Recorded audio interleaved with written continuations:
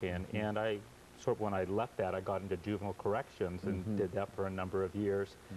And while I was doing that, actually met a professor from the University of Washington who was sort of precepting some graduate students, who were in a Master's of Social Work program in the Yakima Valley, and I had a chance to meet with them. And he was back in the time with Cesar Chavez and the grapes, and we were protesting and doing marches and all of that at the local grocery stores.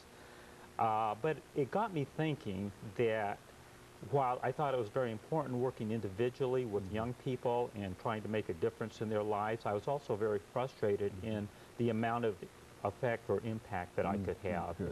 And so as I talked more with, his name was Gilbert Lucero, as I talked with Dr. Lucero, he encouraged me to think about getting into a doctoral program. And for me, that was sort of outside of my realm of reality. I didn't have anybody in the family. There were no role models to, but he was very encouraging, and he got me to apply, and I got accepted. And it was a program at a university called Brandeis University. It's in the Boston area, and it was a program in social policy.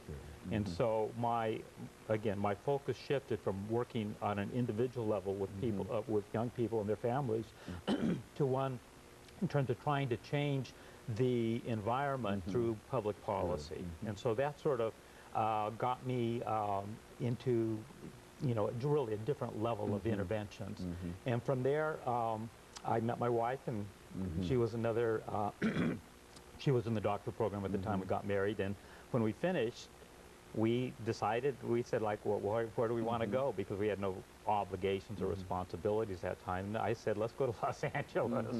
And it was just a whim. And so we went there and ended up, both of us ended up getting faculty positions at Charles Drew University.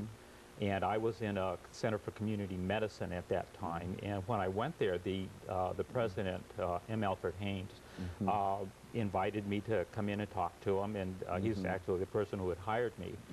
And Charles Drew, like Meharry, was a historically black college.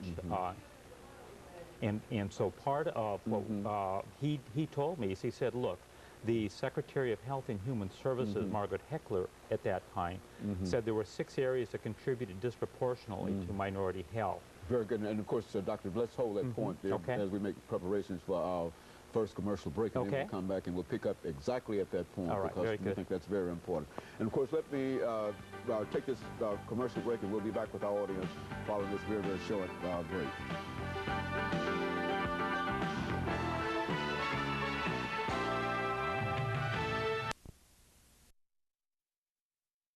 Elkhart's a place